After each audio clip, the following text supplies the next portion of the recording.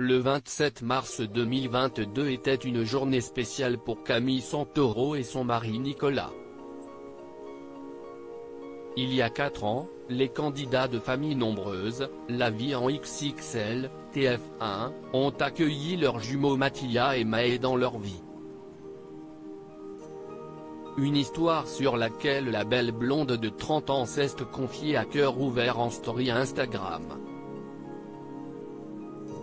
Après avoir raconté la venue de sa petite Alba, 1 an, CIST de ses 2 plus petits garçons que Camille Santoro a souhaité parler à l'occasion de leur anniversaire. Une histoire que vous n'avez pas découverte à la télé, a-t-elle précisé.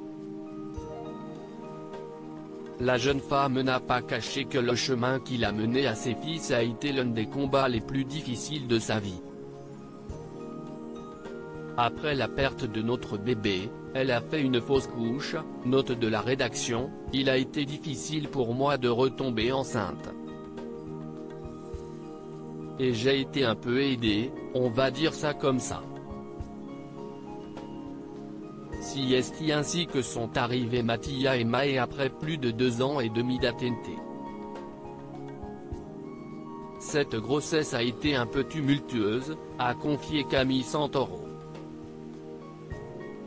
En effet, après avoir découvert qu'elle était enceinte, celle qui est aussi l'heureuse maman d'Alessio, Noémie a fait une échographie afin de savoir si tout se passait bien.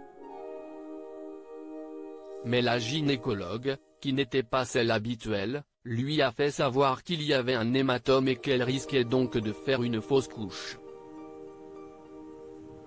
Elle lui a donné rendez-vous 10 jours plus tard pour faire le point et, malheureusement, le constat était le même.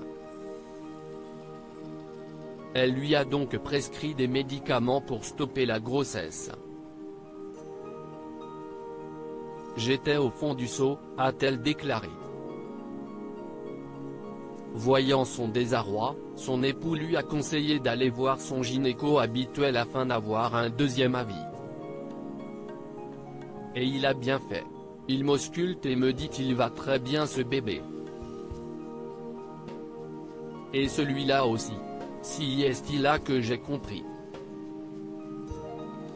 J'étais tellement soulagé que mes bébés aillent bien. Je n'ai jamais voulu à cette dame, car l'erreur est humaine.